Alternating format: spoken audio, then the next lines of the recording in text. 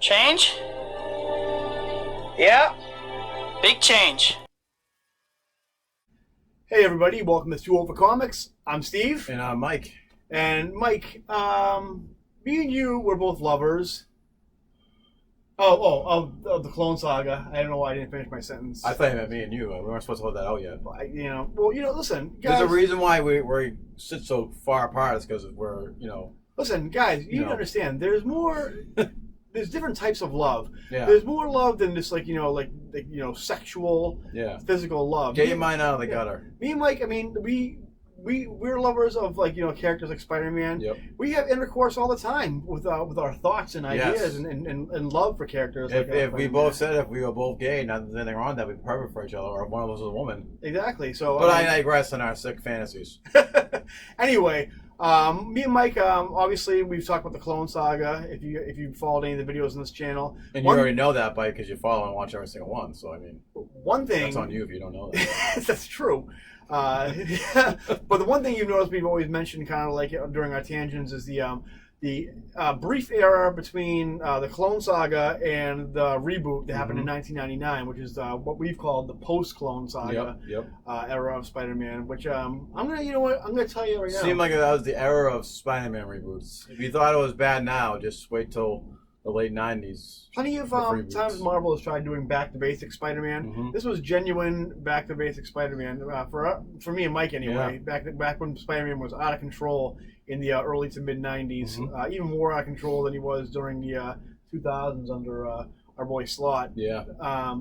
So what we're going to do, finally, it's because you asked for it, because you're probably like, oh man, what's this post-Clone Saga they keep talking about? And even if we'll tell you. Yeah, if you haven't been asking for it, it's been gnawing at the back of our skulls. Yeah, and why haven't you been asking for it? It's a bigger question. Exactly, I know. I mean, you're like, what is this era they keep on talking like about? Captain America and Batman, and Batman's a god now. Listen, those things are great.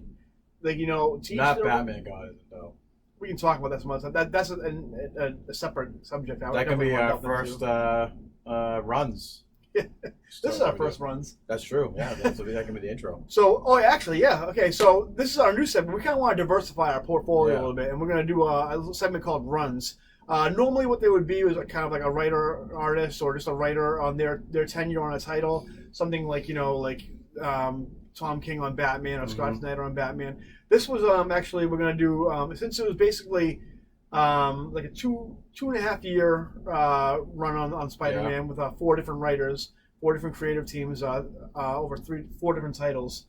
We're going to kind of condense it all into one run, the post Clone Saga era. Yeah. And so without further ado, we're going to break it down right now. Should we add a little ambience to it, or we can. The year is 1996. It's October. The story, Revelations. Yes. Revelations is just wrapped up. We've now realized that Peter Parker is the one true Spider-Man, and Norman Osborn. I already knew that up there.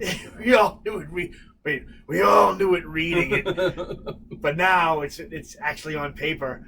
Marvel right now, for me, Marvel is a great time to be reading Marvel books. A bad time to be a Marvel employee. Yes. Because Marvel is right now in the midst of Chapter 11 bankruptcy. And they bought all those goddamn card companies and they flopped. They did a lot of bad ideas. Yeah. But anyway, so we've reached the apex of our craziness of Spider-Man. The Clone Saga is over, and now we're going to delve into back to basic Spider-Man because you demanded it. Here we go, guys. First title we're going to cover is going to be Sensational Spider-Man, a title created during the Clone Saga for longtime Superman creator Dan Jurgens. Dan Jurgens, yeah. Book that was specifically made for Ben Reilly Spider-Man, and then 12 issues later, he's dead. Which is funny because Dan Jurgens, a lot of people thought is because of the Clone Saga, Dan Jurgens left. That was partially part of it. He was mostly like, listen, either should have got off the pot. Either we're doing Ben Reilly or we're doing Peter Parker. I don't want to go back and forth. And they said, well, we don't want to know if we're going to do Ben Reilly or Peter Parker. So Dan Jurgens was like, fuck it, I'm out of here. And so he left the title, and it was replaced by Todd DeZago And Mike Rango was on there from the beginning, right? Mike Riengo, no, not from the very beginning of Sensational, but from when Todd Zago took right. I think his first issue was during Revelations. True, yeah.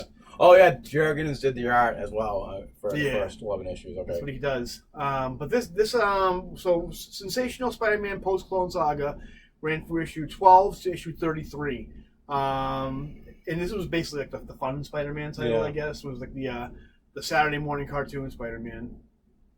Did you read this title at all? Or? I did. So for me at the time, this is when I really started the end of Spider-Man, and then I found out he has a clone, and then I went back and got those issues as well. But I remember getting them at the newsstand in the mall. Okay. Up here in New England, it was called a newsstand in the mall. They still have magazines, cigars, and whatnot, and there was a rack of comic books. So, every Saturday, my aunt would bring me up there to get the books, and Sensational, Spectacular were some of the books that I got. I got a rude remark from the employees that, oh, you get all those comic books. I was like, shut up, I'm keeping you in business. That's another day, something for another day. But Sensational was one of them. Yeah, Sensational was one of them. I think that was the least of my collected books back then, because I think I was really getting into the Spectacular and Amazing and Peter Parker Spider-Man. We've talked before. I think the reason why, as much as I love Ringo's art, which was like which was the selling point for this book to begin with. At the time, I was probably 13 years old, 14 years old, and I was more into like the moody, angsty, serious Spider-Man storylines. And this was just balls out fun.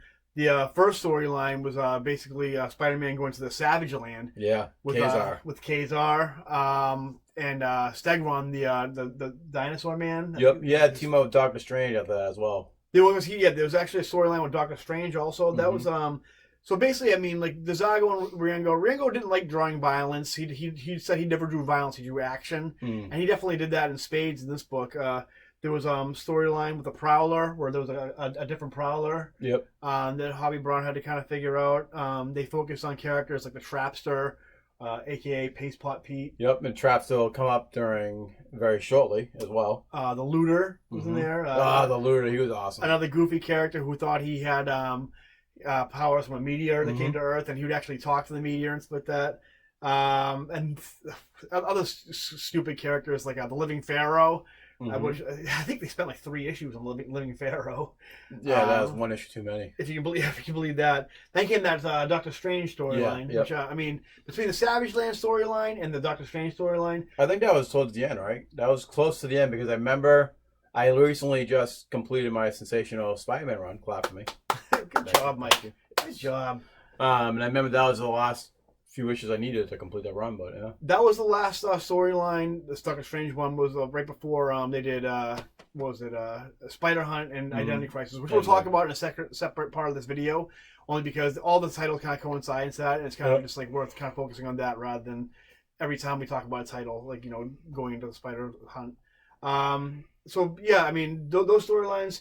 Zago was just like a fun, just fun average writer, but Riengo was just like he's one of the greatest. God rest his soul. Rest in peace. Yeah. But he was definitely, because he did Fantastic Four for a while too, right after this. Great run, Fantastic Four. Did some Flash stuff. And he was at this time he was very underutilized too. I guess he did take a little time. He was a little late with he couldn't do a monthly book, but I mean when it did come out, it was great. I think he's my favorite Spider-Man artist of all time. Because he really combined a lot of the great, it was almost like a Disney cartoon, but also he had a lot of Ditko and Kirby type elements to it, which it really felt like you were watching one of the best animated Spider-Man cartoons of all time when you were reading his book. Until Spectacular came out. But which also I think borrowed a lot from Rango's art also. In between Spider Hunt and obviously I read notes because this is a lot of 4 books going out monthly. Yeah. There was one storyline I remember in particular from this was when in between Identity Crisis and Spider Hunt, where Hydro Man and Sandman mixed together and created this big mud monster. That's also when I got introduced to Todd Narks. I loved him. He ended up going into Young Justice. Yeah, and then he did the Clone Saga book How It Should Have Ended. How It Should Have Ended. Yep. Todd Narks, great artist. He was, No, very Mike, underused today. very underused today. But he's no Mike Riengo, but he definitely he's pretty solid. That storyline was pretty good. The last storyline they did before the big wrap up of Sensational was a Black Cat arcade storyline. Not Black Cat playing arcade, but Black Cat in the character arcade. From X-Men. That was another fun storyline, and then other than that, a lot of fun fun issues. Oh, he introduced Zago.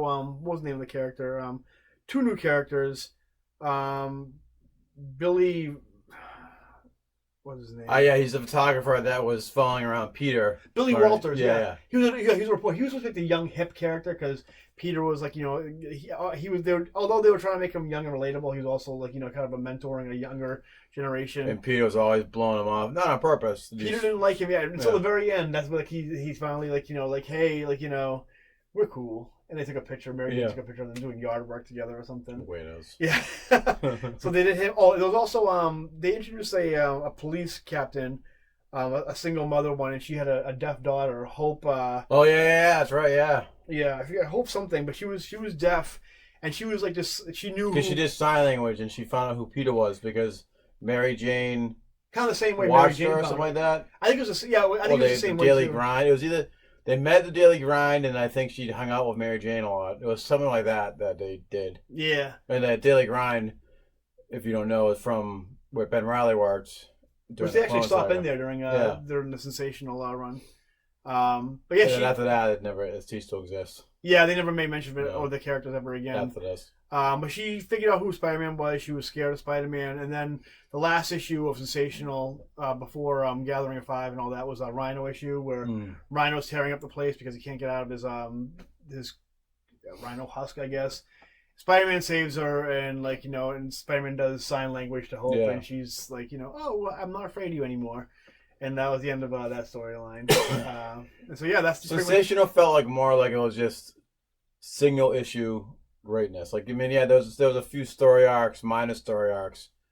They seemed to really stayed away from the Norman Osborn drama. They didn't really make too much mention of it. I think it was there, but it wasn't really a big focus. It was borderline all ages Spider-Man book pretty much. But honestly, with how Marvel was going between X-Men titles and all the dark stuff going on at Marvel, it was a much needed title for levity as far as the Spider-Man titles go. And what else do you think about it? Well, just a great run if you kind of wanted to just read, single issues or short story arcs that didn't really involve the other parts of the greatness of the post-Clone Saga. It was its own book. And then at a time with 4 Spider-Man books, it was kind of neat to have a book that wasn't really focused on, we're going to get into some of the greatest Norman Osborn Peter Parker storylines. So it was a nice book. This is a great, if you, like me, I was a lap Spider-Man reader. I kind of came in towards the tail end of the Clone Saga, and I was getting back into Spider-Man during this time. It's a great entry-level book into Spider-Man, pretty much. Just like a lot of these books were, and we'll talk about it more. And second title, which, who's counting? Yeah. Was spectacular. Well, actually, it was the second title as far as releases go. We had Amazing Spider-Man in publication, then Spectacular Spider-Man came out. So, no, Spectacular Spider-Man was my Spider-Man buff hat was the third one. Was it? Well, Peter Parker. Marvel Team Up was the second book co-starring Spider-Man. Is that a proper Spider-Man title, though? You can tell me if you think it is. You tell me right now. I think it is because it did focus a lot on Spider-Man with him teaming up with different heroes. Yep. If you want to go the route of a second Spider-Man solo book, then yes, this is the second Spider-Man solo book. So this was written by J.M. DeMatteis and Luke Ross. It ran through issues 241 to 263. For me, this is when I started getting back into Spider-Man. This is the first title I started reading. I actually picked up issue, I think it was 246 or 247, where it had the Jack-O-Lantern on the cover. I thought the cover was just awesome. Also, a fun fact, I believe Sal Buscema was still involved in this book. Was he? In some way, shape, or form. I don't know if he was the editor. I'll look it up.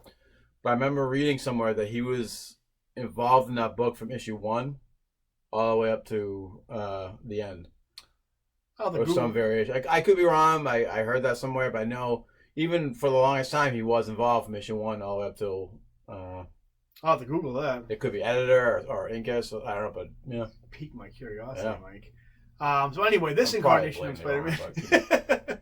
This issue, the very first issue, they kind of DeMatteis does what DeMatteis does. He used to write Spider-Man before, even before predating Clone Saga, where he wrote a lot of psychological stories, like involving Vermin. He wrote the Death of Harry Osborn. Oh, yeah. A lot of the Harry Osborn Green Goblin stuff.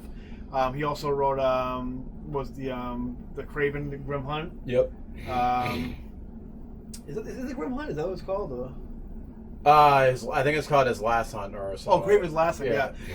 So DeMatteis, he wrote a lot of dark Spider-Man stories, which is fun because weird because in this title he actually it's very half and half. There's some psychological stuff which he loves to do, like he likes to deconstruct a lot of the villains, which he does. But he also has a lot of humor in a lot of stories too, which he did during his what was it, JSA he used to do? Or, Yep. Not JSA, Justice League International, I think. I think so, yeah. With Kevin Maguire, the Guy Gardner one. Mm. So anyway, this one right here, the first issue, we kind of Peter Parker kind of explains. The best of the whole four series that wrote. I think so, yeah.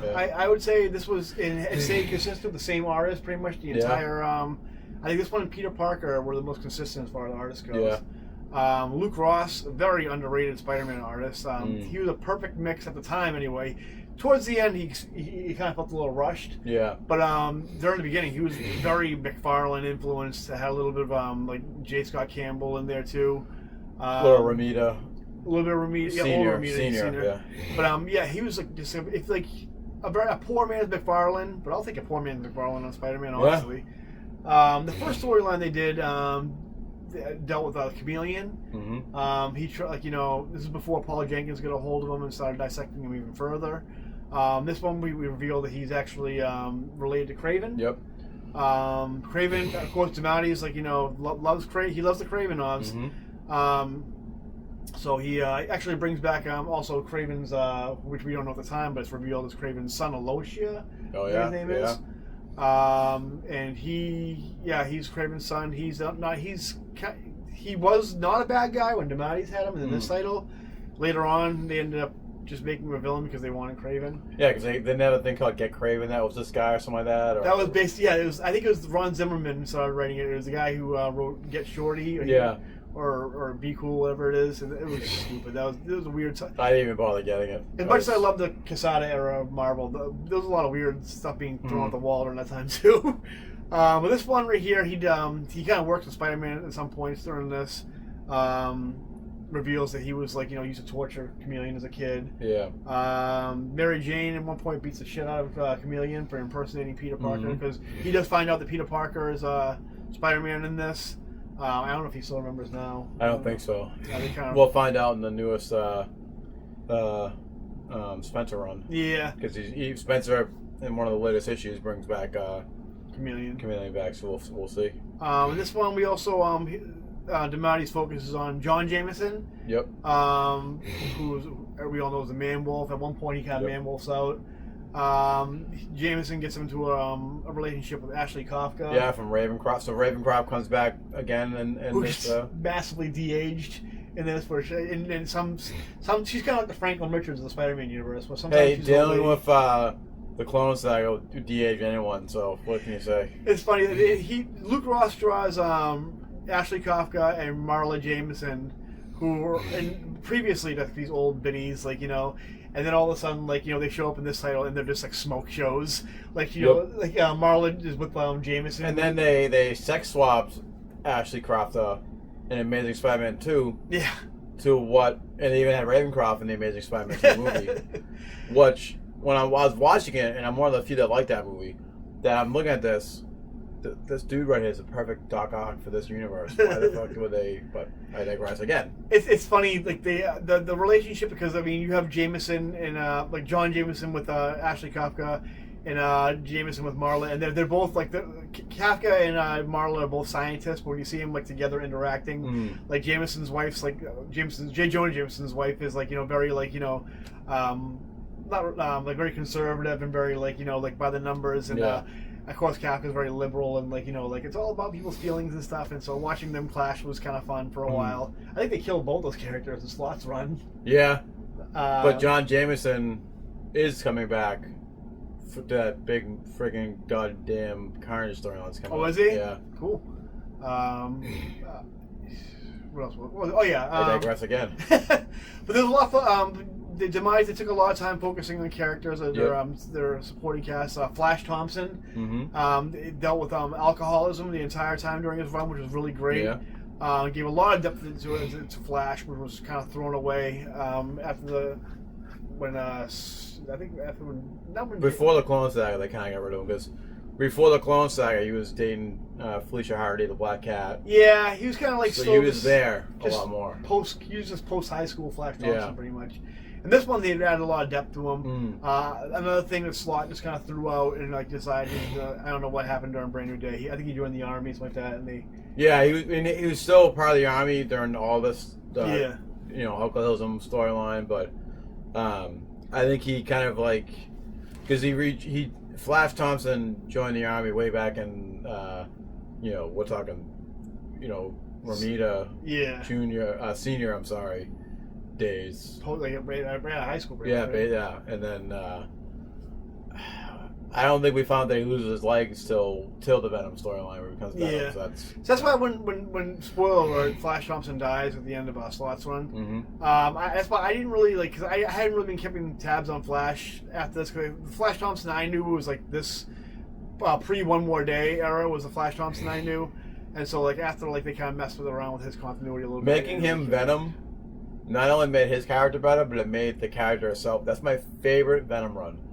Fuck Eddie Brock. We've had enough of Eddie Brock, all right? Back and forth, Eddie Brock.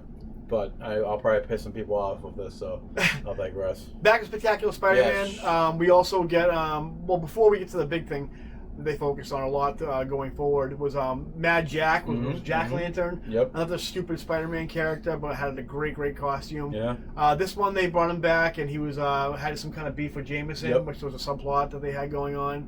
And then... issue 250, Norman Osborn comes back, and great Romita Jr.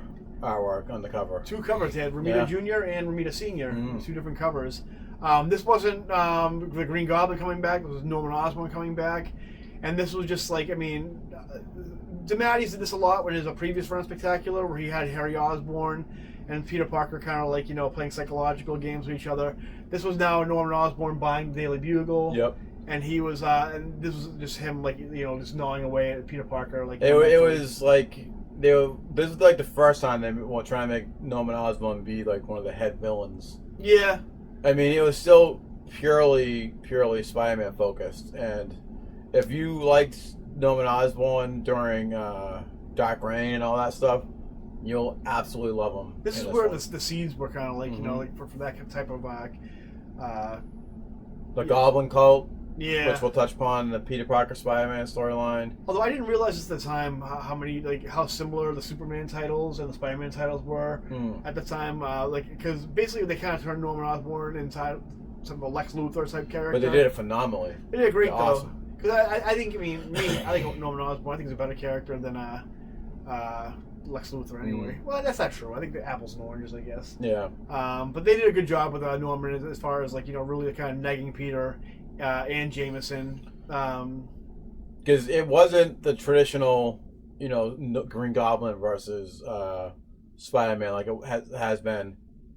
It's always been Norman versus Peter, but the story's always focused more on Spider-Man versus the Goblin. Where this was more focused on Norman Osborn versus Peter with Spider-Man and Goblin in the back. This phenomenal. This Norman Peter back and forth was kind of the narrative for the book going forward. After all of them really do, but it was pretty much. Oh my god. They also introduced a mysterious new Green Goblin. Yep. Which they didn't reveal who it was until the reboot. It was like a clone of Harry or something like that, or something nerd. really, that was when they weren't doing clones. it wasn't they even were. like a holographic. Yeah, clone it or was something like that. weird. Really stupid. This Yeah. is Howard Mackey was just like completely like, yeah, fucking holographic clones. I don't give a shit. Just get me off this book. Yeah. So they did that. They also had they had some fun issues too. They had an issue where they did the Legion of Losers, which had like Grizzly, Gibbon, the Spot, Kangaroo. It's funny you say Gibbon because they just killed him off in the.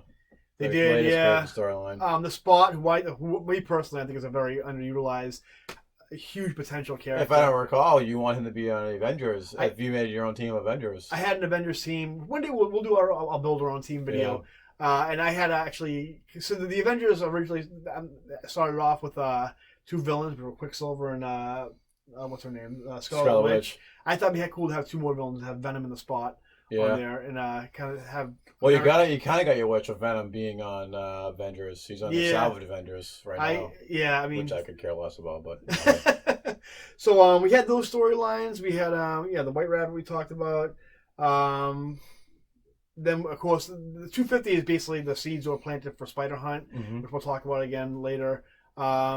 Then they also did a really cool storyline, which was they brought back Roger Kingsley as the Hobgoblin, who was in a previous storyline, another post Clone Saga. Yeah, so there was a miniseries that branches out. The Hobgoblin Lives, which had the team of Roger Stern, who created the Hobgoblin, and Ron Friends, who wasn't drawing the title at the time, but he was definitely during that era of Amazing Spider-Man. I believe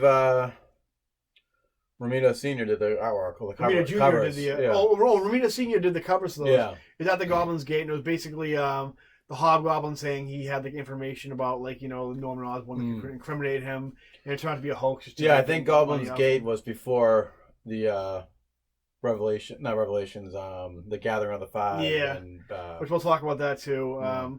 So I mean, what do you mean? We're not doing this justice talking about it. I mean, read it yourself. You should definitely read these issues because it's really vintage. Especially if you're a Norman Osborn fan. If I can't praise this run enough. Yeah. And I'll refrain from the future podcast from saying, "Oh, feels like post Clone Saga," but I can't. I honestly think I love this more than Clone Saga. I would think so. Yeah, I mean, and not so much jumping on the bandwagon where everyone hates the Clone Saga because it's fun to hate. We generally like the Clone Saga, all the great things that came from it. But this was just storytelling wise, artwork style wise, it was just phenomenal, and definitely check it out. It was one of those things that was sad to come to an end. And before I move any further, there hasn't been a good Norman Osborn story since this run. I mean, aside from Secret Empire, Dark Reign Spider-Man. I mean, Dark Reign, Rain. Thank you. Zip. Doc Ryan and Zip. That's the bizarre version of Jack Ryan. And it's B.J. Novak to John Krasinski is Jack Ryan. So the Norman Osborn in that storyline was great, but if I'm talking about Norman Osborn versus Peter Parker, Spider-Man versus Green Goblin storyline, nothing in my eyes has been able to top that ever. I'd have to think about that, but I definitely not the Dan Slott. Initially, right now, I'm going to agree with you. And I mean, the only reason why I say you can't add the Doc Reign, thank you, Doc Reign Goblin, is because that was more Norman Osborn controlling the Marvel Universe. That was more Norman versus Tony Stark. So that was kind of like a different Norman Osborn in my eyes. So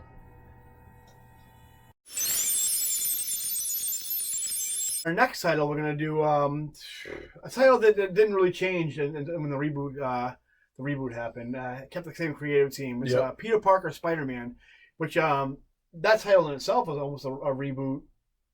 During this time, it was originally Spider-Man, which was created by Todd McFarlane, just the executive of the Spider-Man title, and then with issue 75, just to reiterate that Ben Reilly was not Spider-Man, we're letting you know that it's Peter Parker Spider-Man, which was added to the title with issue 75. Which, I mean, now that I think about it, was kind of like a spoiler alert. A spoiler, like, when you picked up the title and it's like, oh, I wonder how the story's going to end. Yeah, exactly. But I mean, this is pre-internet, so I mean, there are no spoilers. We had Wizard Magazine, the golden days of comic book spoilers. I mean, you know what though? I'm hot and cold with Wizard Magazine. I think Wizard Magazine is one of the reasons why this run became one of the factors why this run came to an end. This era of Spider-Man, but I digress. This run was written by Howard Mackie.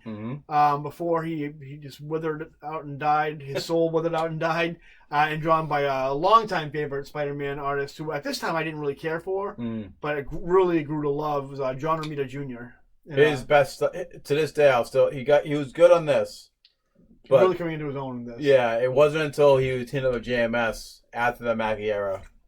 Well, towards the end of the Mackie era, he was really good, but JMS Romita. Once he had better coloring and a better inker, I think it was I think it might have been Al Milgram who inked this, and then he got another inker. I forget what his name was. Scott Hanna, I think, inked this. JMS. Then all the pieces. Scott Hanna followed him around, I think. I think so. Yeah, him kick ass and all that. And he works with three inkers primarily: Scott Hanna, Al Milgram, and Klaus Janson.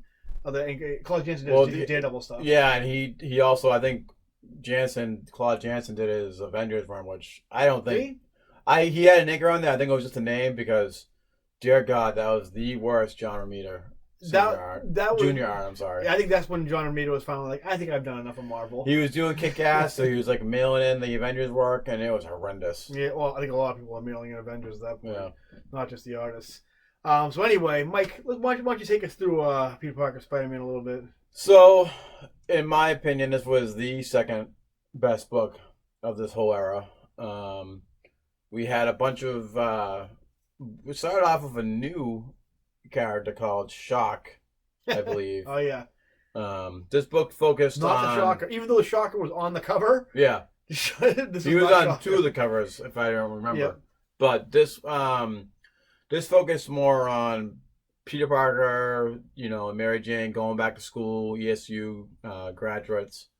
It wasn't just a title; they were actually focusing on Peter Parker. Legitimately. Yeah. We see not the return, but he in this book we find out that the cousins of Gwen Stacy, Jill Stacy, and Paul. Yeah. And their father, Arthur Stacy. Arthur was in the tail end of Clone Saga, I believe. Well, he comes back and it's like, I'm here to investigate the death of my brother, and it's like, like 6 years later, you're coming to investigate what Spider-Man's involvement. In. Yeah, it's like, come on. I mean, but then he's like, his brother out to get Spider-Man, and then Clone Saga happens, and then this happens. Like, he's like, I like Spider-Man. He's my friend. Yeah. And they Spider-Man even teams up with Arthur to help, and we'll get into that too, to help find the person who framed Spider-Man. It turns out to be a trapster. That's the thing with Spider-Man. Like, what I mean? Like, you think you don't like him. He's like, he has those weird eyes. He's wearing that tight costume and these weird poses. Right? But hey, you look at that butt. It's hard not to deny it. I mean, that's America's butt. Yeah, right, that's America. The heck of Captain America. Yeah, Captain America. Too much padding. Spider-Man. We and I'm totally not looking at notes. We have a Morbius storyline. Yes, that was a good one.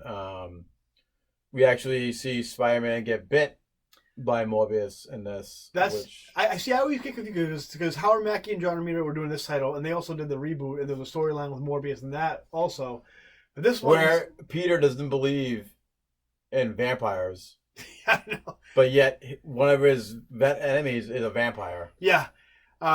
This one right here, I think Hydra actually tries to take. They try to use Morbius as a weapon. They try to kidnap him, and that kind of bites him in the ass. And then they end up I don't know what happens, but they end up Hydra recruits Shock, I think it is, or Shock works for the mob. I believe Shock was he was just a side character, a superhero, like a teenage kid. That I think his father either worked for Hydra or something involving his father was a professor at ESU. Yeah, and that's where Peter meets him as the kid. He was a throwaway villain, so you never see him again. He probably fucking kills himself or some shit like this after this. Shock. Oh yeah, because his parents get killed with that by Crown. That guy. Yeah. Who I thought was Blackheart the entire time because he just looks like Blackheart. It's a very forgettable part of the run. I mean, some of the stuff up to the Norman Osborn stuff is just Peter Parker getting his life back together in all 4 issues. Him getting back to being a student, classic Peter Parker taking pictures. So some of the stuff was kind of a throwaway stories where it's like if you don't read it, you're not missing out much. There was some stuff with what's his name, Paul Stacey joined the Friends of Humanity, which were like a bigoted, almost like the clan of like of mutants. Because Paul starts dating this mutant we didn't know was a mutant. She turns into some like metal type character thing, and that was again one and done story. I think it was like 3 issues. Wasn't it? Yeah, it was. That had the Shocker in it too, didn't it? Which John Romita Jr. We got draws Shocker, the hell out of the Shocker, and we got a phenomenal Juggernaut story. Yeah, he does a Juggernaut, and it's basically John Romita just like he's like, you know what? I think I can do that. Nothing stops the Juggernaut issue a little bit better, and it's not better. It's different, but it's just all the stories. It's just Juggernaut's just regular Juggernaut. He's has Kane, his civilian identity. Walking down the street with like this weird sword on his back because he's trying to. His friend Black Friday, I think his name was. Oh, Black Tom Cassidy. Yeah. So he has this ancient relic sword thing that he's gonna sell to help save his friend, and basically, Juggernaut's like running through town, and Spider-Man sees him and attacks him without thinking because like, oh, that's Juggernaut, and we also see the little kid from. His mother worked at the Daily Grind during the Ben Reilly saga. I can't fucking remember his name, but he was also in it for like 2 or 3 issues as well. So they were really, this is when they like Mary Jane's like we should go back to Daily Grind and really honor Ben Reilly's life. Which once they get to the Norman Osborn storyline, that stuff's all gone. But Jimmy Six comes back in this too, doesn't he? Yep, Jimmy Six comes back as well. Who's Jimmy Six? Jimmy Six was a mobster, gangster guy that I remember being really fat. Really fat, and then I think Ben Reilly saved him. I think once again, if I remember correctly, I could be wrong. Just like in this issue, he gets shot up, and then he goes to Peter Parker's household and hides out there because he gets shot in the leg. He owes a debt to like the Parkers pretty much. Yeah, right? So like he finds out that Ben Reilly dies as well, got killed. I don't remember exactly. I think maybe Ben Reilly saved him or pulled him out of the way of gunfire or something. Ben Reilly saved him. I forget exactly, but he did what Spider-Man does. He just saves him. Bad guy, good guy. He doesn't care. There was like a Silver Mane storyline, I believe, and that's somehow involved. Well, that was done with Ben Reilly, so. Yeah. But I remember Jimmy Six showing up. I remember. And in that issue, which was a badass for me to cover, this is when they didn't really touch on it after this, but I was rereading it. And Jimmy Six is at the Parker household. Peter Parker's off doing the Spider-Man thing, and Jimmy Six's Aunt Anna, who took the place of Aunt May. Oh yeah, that was one of the things. They needed a doting aunt character. And throughout this whole run, Aunt Anna thinks Peter Parker's cheating on Mary Jane. And all 4 issues basically she's just hinting that he's they really. I feel like this was the same time during the Spider-Man animated series where Mary Jane's aunt done nothing good of Peter Parker. I think they kind of took some of that subplot and put it into the 4 books. I kind of liked it a little bit. I liked how she was always busting Peter's balls. And she kind of reminded me a little bit of the mother from Everybody Loves Raymond. Yep. A little bit. She was always just like meddling and like just leave us the fuck alone, Anna. I think Mary Jane even snaps says he's fucking Spider-Man or so he's not having an affair or something like that. And she doesn't believe him. Yeah. And she's like, oh, Mary Jane, stop being ridiculous. I'm sorry I let your father beat you all those years. Yeah, right. So basically, if Norman Osborn hires someone to go over and assassinate the Parkers, but Jimmy Six is there, he stops it, and he stops the guy saying, who you here for, and Anna or Mary Jane's like, oh, blah, blah, blah, and then he's not here for me, he's here for you guys. Yeah. And then he takes it off his wrist as I'm doing it out of eyesight. There's a little goblin tattoo, and if you don't remember, after Dark Reign, Norman Osborn was in prison. And he started doing like a goblin cult, which was been kind of like. This is way later on. Yeah, this was more closer towards a Dan Slott run, which he finished in Amazing Spider-Man, his run, but the other things that happened in this, I just never noticed before until now when I read it. So it's pretty cool. That's why it's good to go back and read some old comics, go read those back issues. This obviously, I mean, they also go into Spider Hunt and Identity Crisis. Yep. Before that, though, Spider-Man goes a quick one issue into the Negative Zone and kind of pulls like a Secret Wars and gets another black costume, which doesn't have any. It's not an alien costume. It's just some like black can turn him into shadows pretty much. Because before that happens, he gets that reversible suit where it's like just a negative version. Yeah, and then when he goes into the Negative Zone, he takes over the role as a freedom fighter at dusk, and that's right. Then he brings that suit back. He brings it back and goes, "I'll just put this away for now." Yeah. And so after that, I mean, then we go into the Gathering of Five and final chapter and all that stuff, which we'll talk about in a little bit. So I mean, this was definitely more like the street level. More of like the old, not probably maybe like the Stan Lee. It definitely focused more on the Peter Parker aspect. Yeah. I remember reading in Wizard, even they touched upon it even more, that Amazing Spider-Man was more Spider-Man. Yeah. And that Peter Parker was supposed to be more on Peter Parker. Which Especially is some of the best Spider-Man stories are the soap opera stuff with Peter Parker and stuff, which they focus on in the movies a lot more too. And they really do that more when we get to the next reboot after this Chapter 1 reboot, John Bryan era of Spider-Man. Maybe we can talk about that. Maybe not. But it depends what I eat that day. Yeah.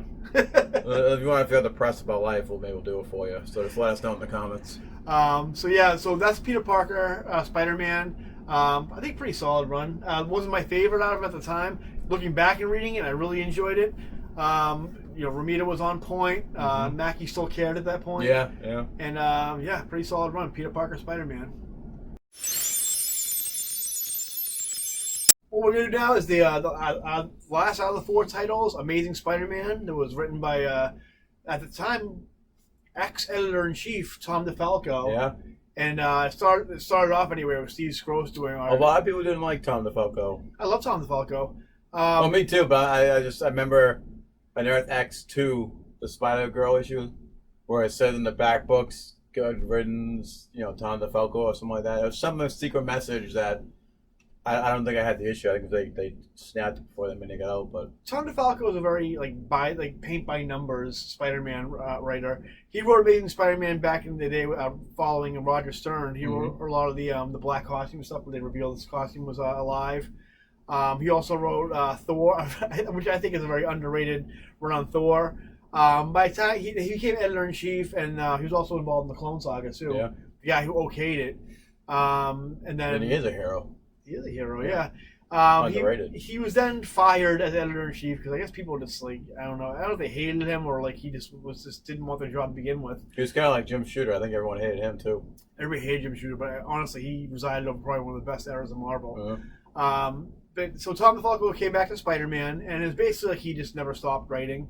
At this point, he had already kind of dabbled in all different factions of the Marvel universe. He had written Spider-Man obviously before. He'd written Thor, written Fantastic Four. I think some Avengers stuff too. But now he was back, and basically he just did what he do.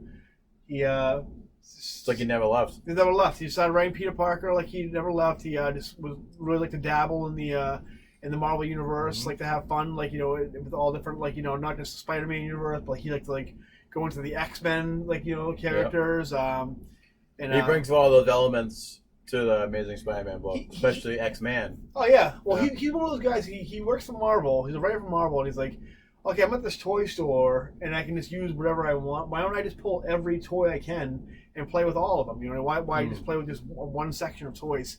And he did that. But the very first storyline, he actually introduced a new character, a new tarantula. Which he plays a big role in the Spider Hunt storyline. Yeah. Well, not the who is he, German or Russian, something like that? There's one tarantula with the mustache and the red costume. And, that's the Mexican guy, I think. They're both from Mexico, but... There's another one, the black tarantula comes out, and he's kind of mysterious. We don't know who he is yet.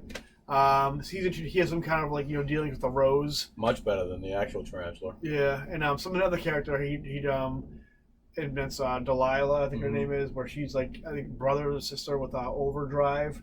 Was another character that another generic action figure that Tom DeFalco designed and created, which he did a lot in his career. But the two big storylines, I guess, maybe not the best, but was when he powered up Electro. Yep. Which is basically Electro was on death row, and they try killing him, and that just obviously he's he's using electric chair. Yeah. But you would have thought they were like, why don't we do lethal injection? It would have made sense. But that wouldn't have made it for a cool story. So they used. And we never would have got a new Spider-Man suit that's been in every Spider-Man game. Exactly. Spider-Man game. That's right, because back in the day, Spider-Man fought Electro, and he did the Steel Spider costume. Was that what it was? Yep, and then the steel costume was for the new Enforcers. Okay. I think Electro might have been in it, but he made like a rubber suit. Oh, okay. This one was like a rubber suit. I always thought the Steel Spider one was supposed to fight Electro, which I thought, why would you use a metal conductor? No, just that awesome steel heavy suit. Which made an appearance in the Spider-Man cartoon. Yep. That was also in almost every single Spider-Man game. Actually, every 3D Spider-Man game from PS1 up, that suit was in it. That was a power-up. Every costume that people make fun of, people secretly love. And the suit we're talking about next is a rubbery electro suit that everyone loves. I said it before, it's been in every Spider-Man game, 3D game, from Spider-Man 1 for PS1 up to the current game. And I play as it. I'm like, this is a ugly suit. Like, I don't know why people love it, but I'm also different from most people. But people love it. They love that suit. So in this storyline, they show the Electric is powered up, but they don't do anything with them until a couple issues later. In between them, they do the resurrection of Dr. Octopus, who killed during the Clone Saga by Kane. This is the first time Doc Ock comes back, and he gets brought back by the Hand, which is this, and also Carolyn Trainer from the Clone Saga. So what I noticed with all 4 books is they still had certain elements from the Clone Saga. This storyline in particular, creep into each of the books, and not Ben Reilly, but that doesn't happen until later. But a surprising amount of Clone Saga references, and a surprising amount of ninjas. Yeah, which I don't know what the deal. I don't know if it's because Power Rangers was popular at the time, could have or been, Mortal Kombat. But there was a lot of ninjas in this book. The storyline before this, it was when Delilah gets introduced as a bunch of ninjas and X-Bands in it, I think too. It's weird to see the Hand in Spider-Man. Yeah. Then this one, I'm not remotely tired. There's nothing to do with what we're talking about. Well, it's hot out. It is. It's hot here. I get up early nowadays. I'm a hard-working man. You are a hard-working man. You're a hard man, too. Yeah. So anyway, in this one, they bring the Hand. How they bring people back is they transfer life essences, I guess. And then what they want to do is they want to take Spider-Man's life essence and transfer it to Dr. Octopus.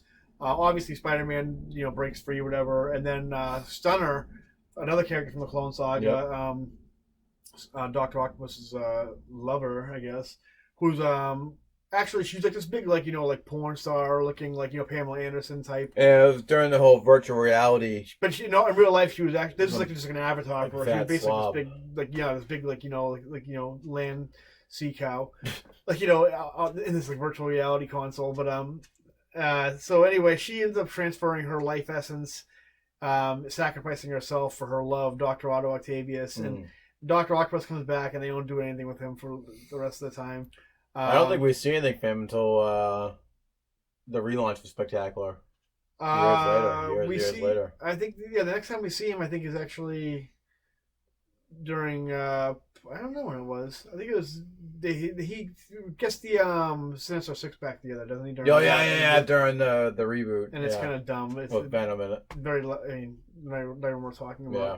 So Dr. Octopus comes back. Yeah, he doesn't remember that Peter Parker and Spider-Man are the same person anymore because I don't know why. Well, that's right. I forgot about that. It was something about a memory, him coming back as a memory thing, and yeah, it was a nice way to him not know who Peter was until Dan Slott comes around.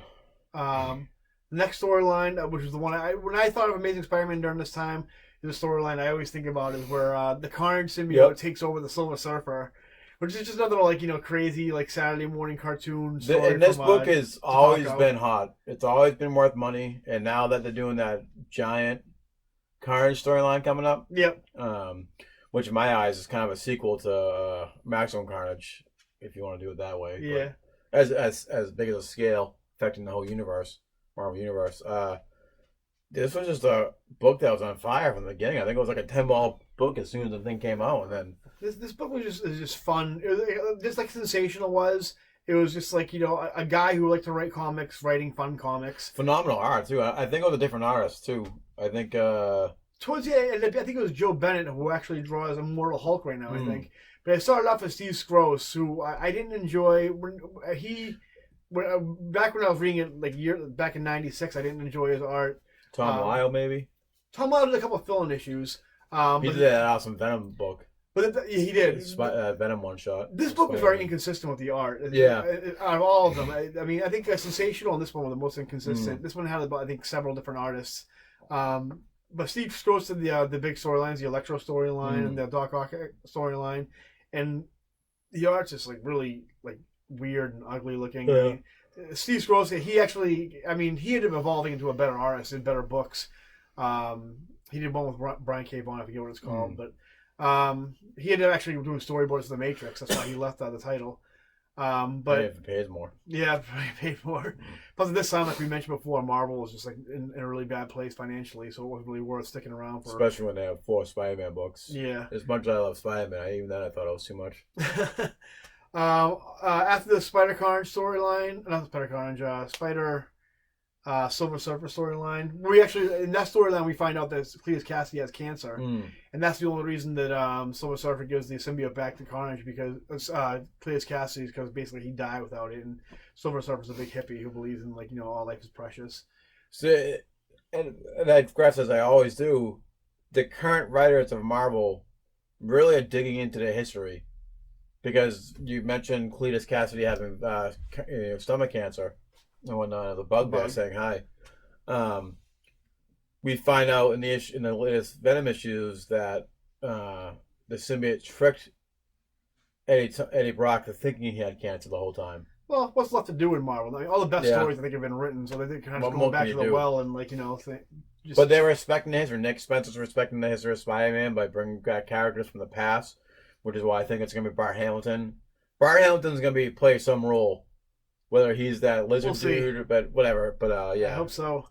Centipede. What else in the storyline happened? Oh, they wrap up the Black Tarantula storyline, where she ends up being some Mexican gang, gang boss or something like that, and he becomes immortal or by drinking some type of drink or something like that. Something. He was a really cool cat. He was. He played it, and we're gonna get into that now. Well, soon.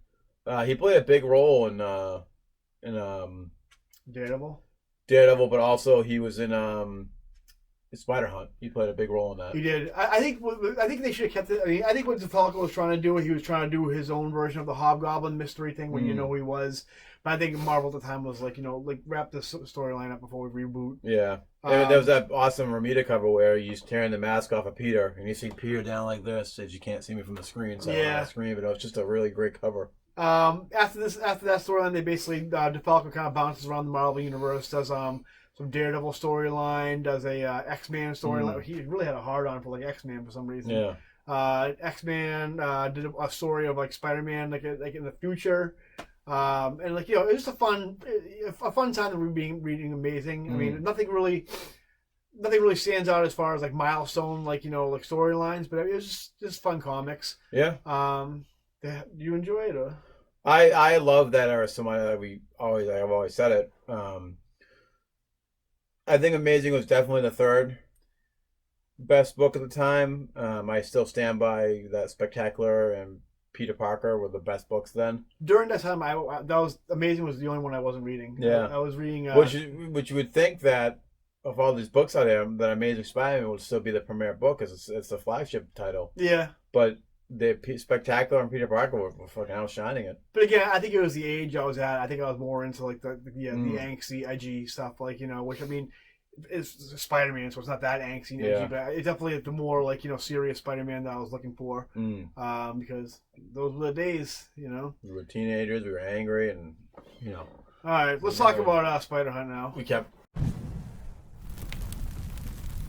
All right, now the next one we're going to talk about is, in my opinion, which is basically fact, it has to be the last great Spider-Man crossover. Yeah.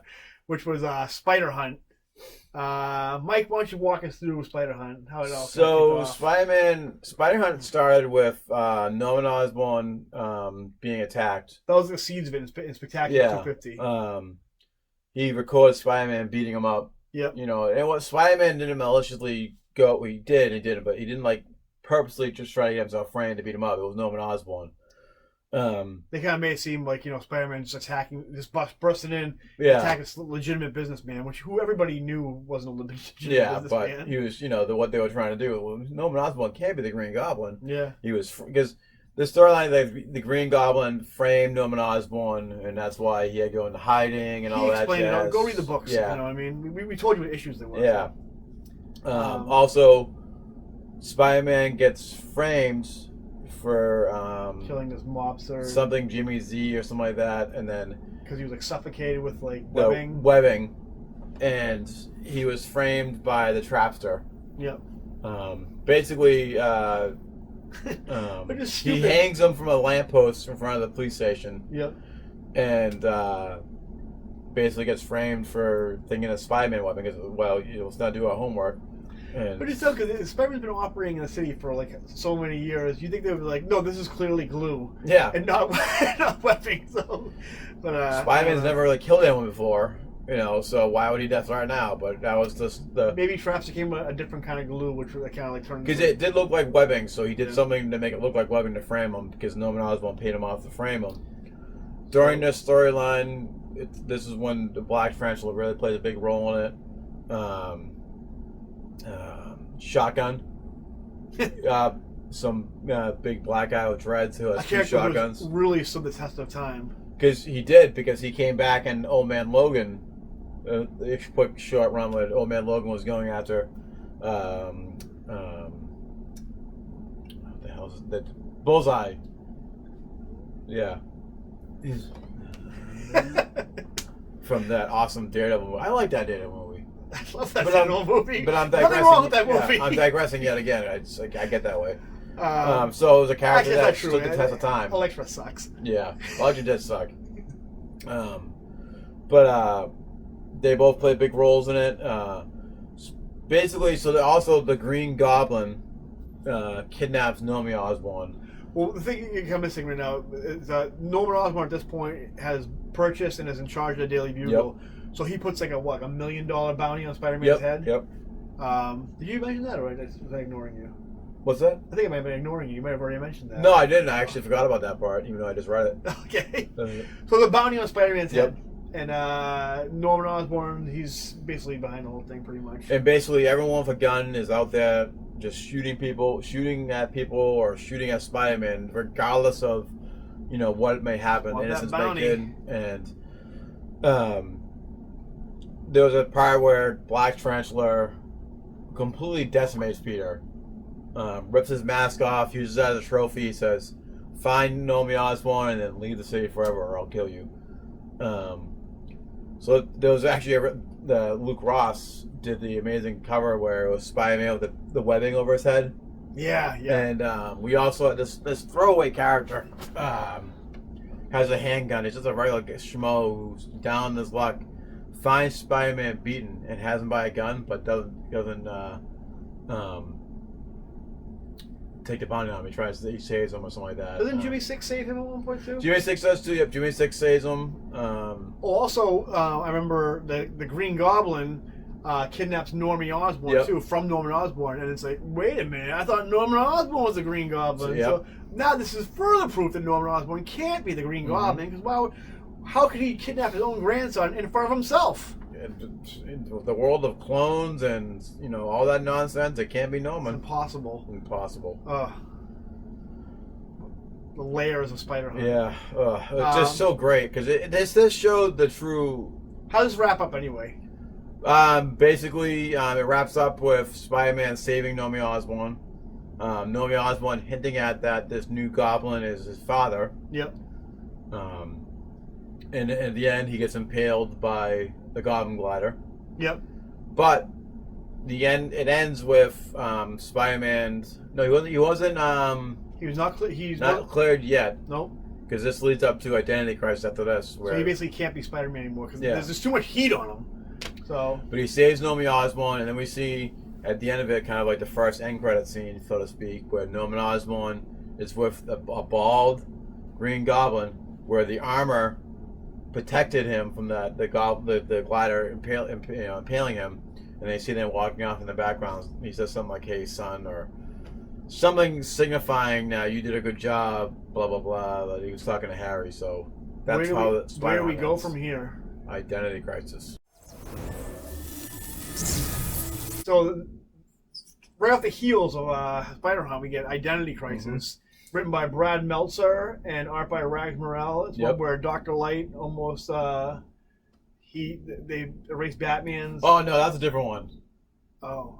Yeah, you're thinking of when Dr. Light violently raped that other superhero. Wait, Sue Dibney. Yeah.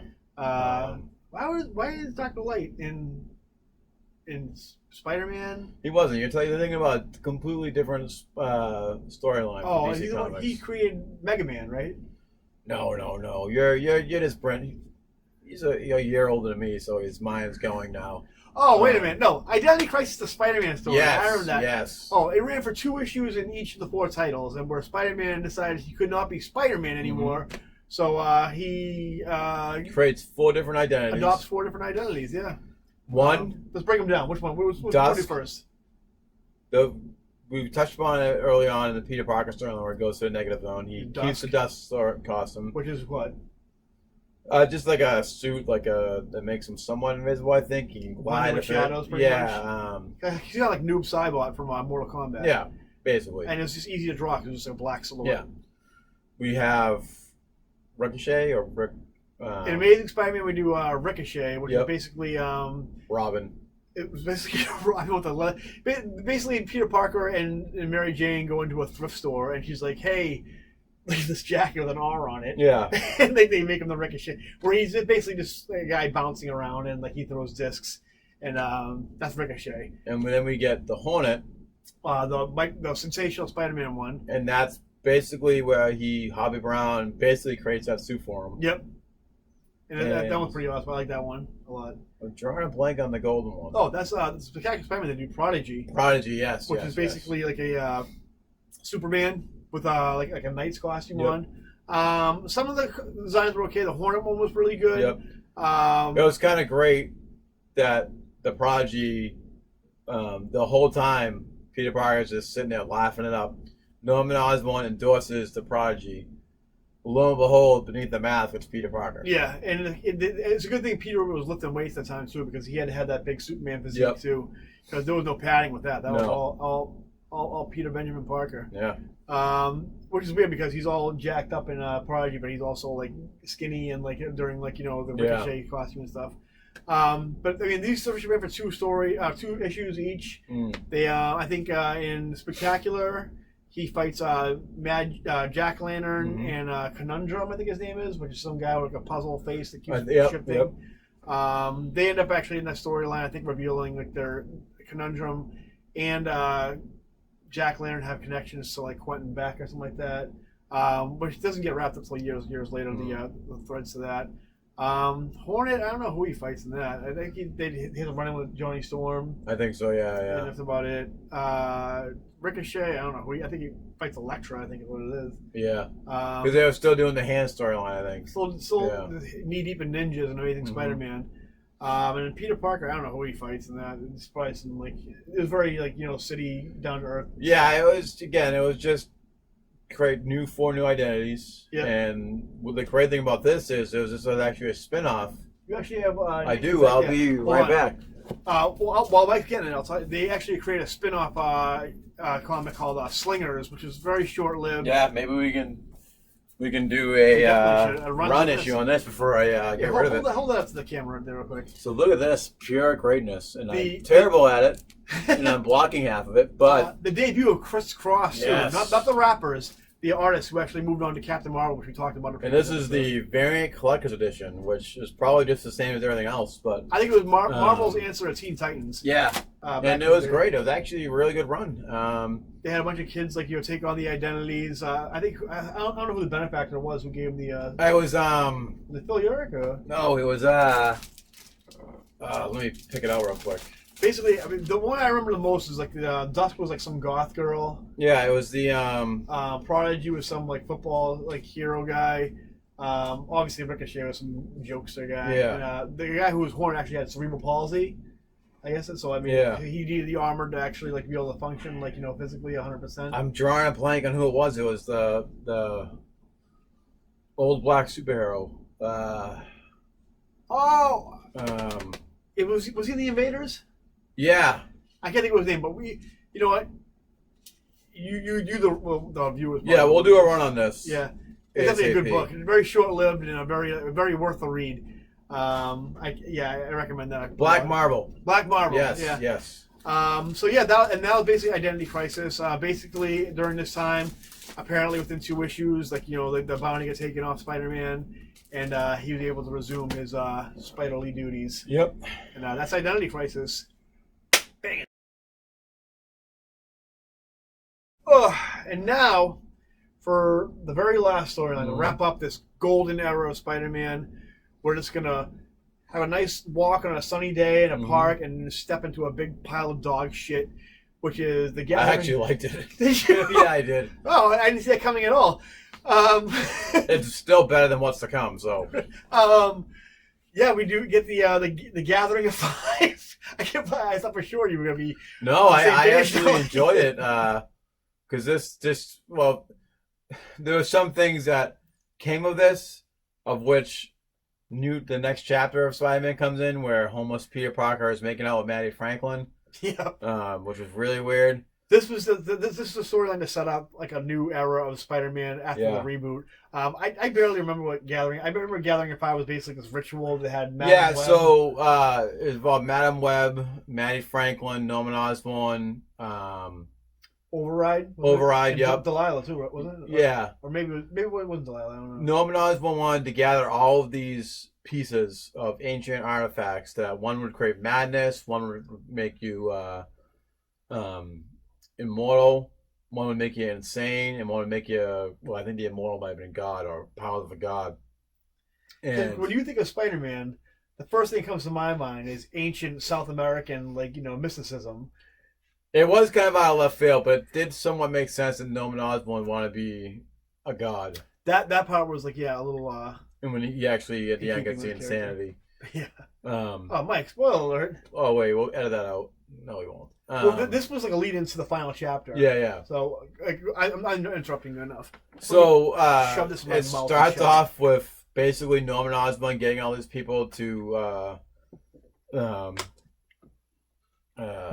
gather all these ancient artifacts so that because Norman Osborn's hoping he can get the powers of a god. There's also. Which is all just a crapshoot, pretty much. Pretty much. He doesn't realize. But this also starts the story of May.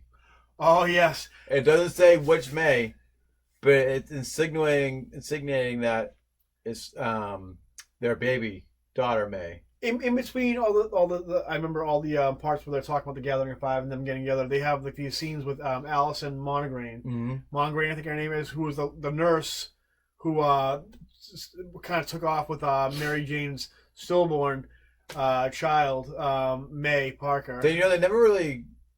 That was kind of like a one, and they never just really touched upon that until Spider-Girl. Yeah, so basically they go to her. Actually, Kane's in one panel, but too. Yeah. Yeah, because she gave the baby to Kane. So they basically have Norman Osborn's kind of goose chase for Spider-Man is this package that Alison Monograin has, which is something that was taken from him a long time ago.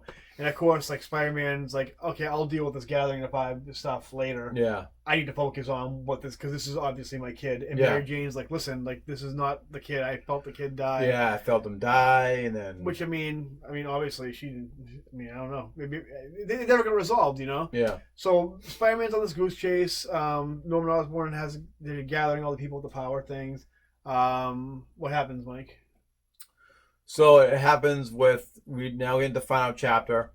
They get in the Gathering 5. They had the ritual. Yep. They get the powers. Norman Osborn has. Because originally Maddie Franklin was supposed to get her father was supposed to do it, but then she took it over because she heard him talking on the phone. Mm-hmm. So Maddie Franklin took the artifact, and they all meet up. They put them together. There was this weird old scientist guy that I think got insanity, or what did he get? There was an old guy who was helping Norman Osborn find them all. It was Override. And Override wanted, because his wife got in a freaking coma. Oh. And I think they were from the... that was Delilah. Yeah. Okay, yeah. They were from the Amazing Spider-Man run. I think, yeah, they were also from the... originally from... during the Scarlet Spider... Maybe. Back when Scarlet Spider, right before he became the Spider-Man, they had that tech war thing. Oh, yeah. I think they were part of that storyline, too. I wish I knew specifically what the powers that were promised were in the Gathering of Five. But Norman Osborn gets out of there basically thinking he's a god. I have the power of a god now. But Maddie Franklin actually gets the powers of a god because she... Is that your stomach? I think so. Because she gets powers after that, and that will lead into the next reboot. But Norman Osborn thinks he's a god. Yep. And just goblin for the first time since... Pretty badass costume, since too. the Clone Saga, he goblins up in a goblin costume with a new goblin suit. Which I think he got insanity in the end, but... when you tell what happens, you tell what happens in the last part of the story. So, which I liked the storyline too. Final chapter, he seemingly kills Peter Parker in the Spectacular Spider-Man. Before this, Spider-Man finds out what's going on, and he's okay. I have to put this this goose chase aside and confront Norman. But when he goes to ambush Norman, he goes to the room where he thinks is his child, and he breaks in. Who's in there? Aunt May. Aunt May, who's been dead since Amazing Spider-Man 400. And we find out that he hired an actress.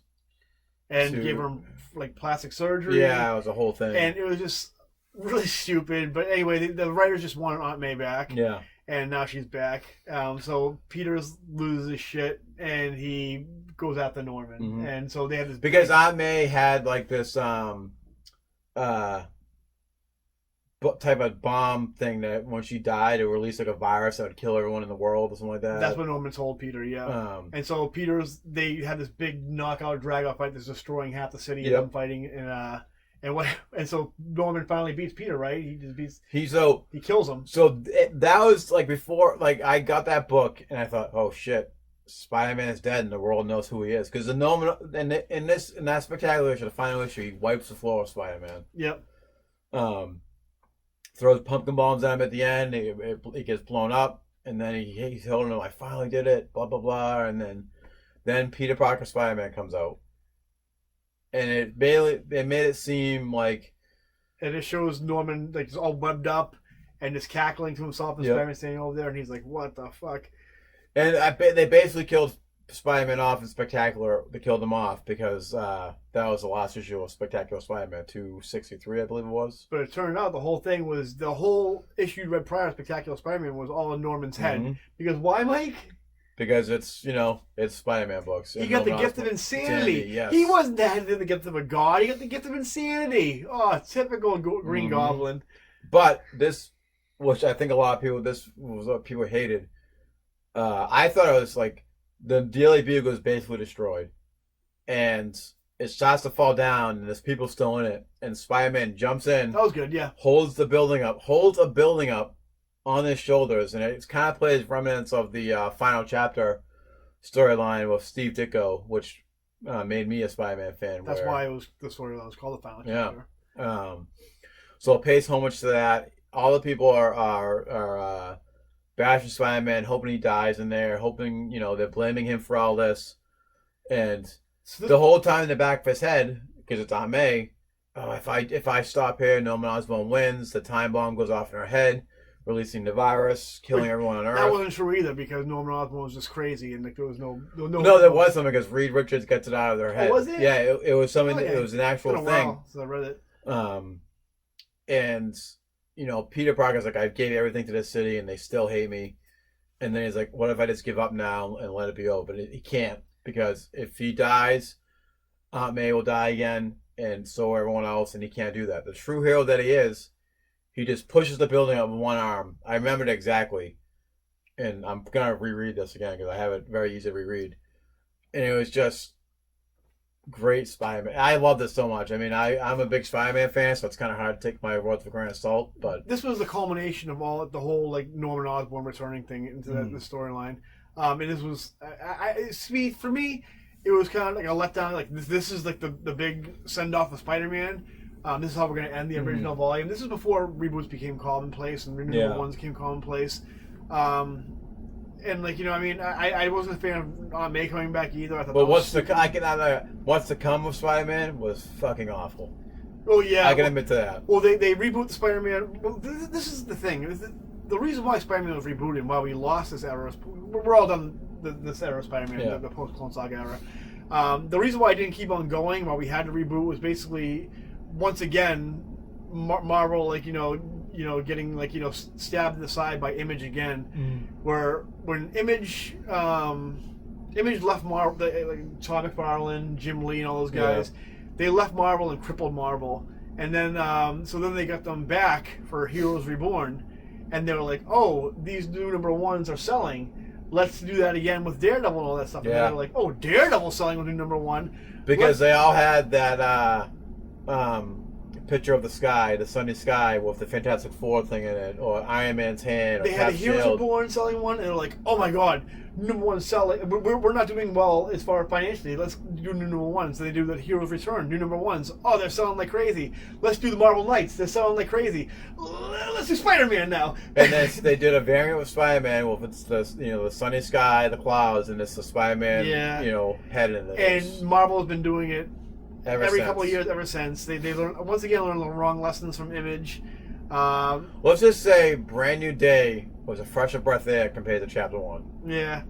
So after this, they ended up rebooting it. John Byrne, because he was so like he made Superman awesome, he can make a Spider-Man awesome. And he did something really good 20 years ago. So let's let's have him do it again. Because he's really relevant now. I remember when I heard John Byrne was going to be rebooting Spider-Man, and I'm like, what the fuck? Why is John Byrne coming on here? Because I remember at the time... He did a clusterfuck of making Doc Ock and Spider-Man get the same powers at the same time. He basically said, like, let's do the origin, only let's add needless things in there. Like, we'll have, Doc Ock be part of the science experiment.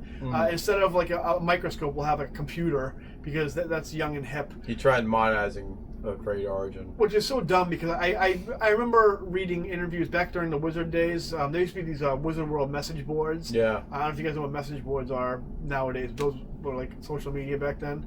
And it was basically people were pitching a Spider-Man Chapter 1 type story. I think it was Jeff Loeb and Joe Madureira wanted to do Chapter 1.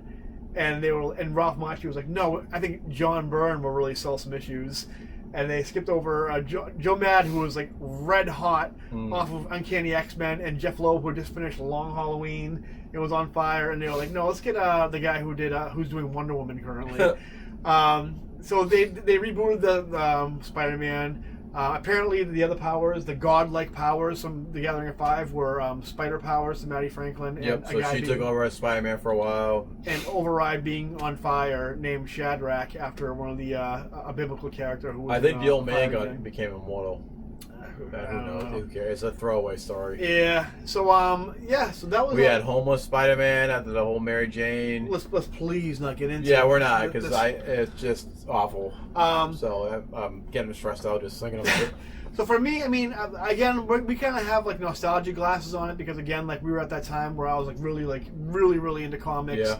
I was just getting back into Spider-Man, so obviously I'm a little biased. I mean, that was my reintroduction to Spider-Man, so obviously I'm going to say it's the greatest ever Spider-Man.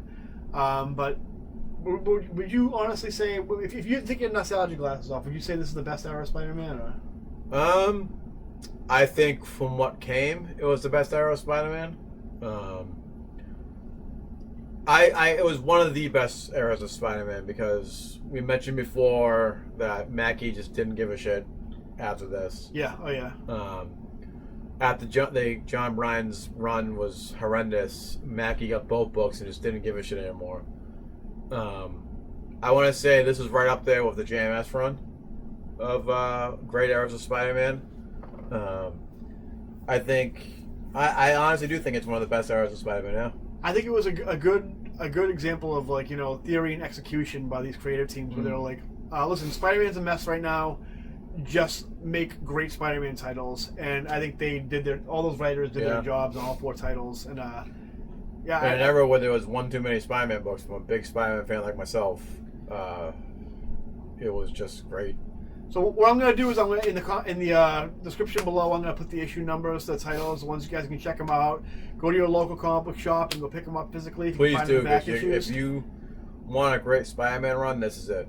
I mean, look them up on the Marvel Unlimited app if you want. Yeah. If you want physically, I don't think they have collections of them. I don't know why they would have. The only 2 collections they have. Spider Hunt and Identity Crisis. Yeah. So I mean, definitely check them out. They're definitely worth a read if you like vintage, great Spider-Man. Especially if you like the Nick Spencer run right now. It just feels post Clone Saga Spidey, and it's great. So tell us what you guys think. Give them a read. Give some feedback on them. If there's another era in Spider-Man which you think is better, you really want to hold a torch for JMS or even Dan Slott, go for it. And we're not doing a Dan Slott run again, though. No. So that's gonna be it for this episode. Remember to like and subscribe to our channel. Support the things you like, and we'll see you next time, guys. All right. See you later. Bye. I just want people to like me.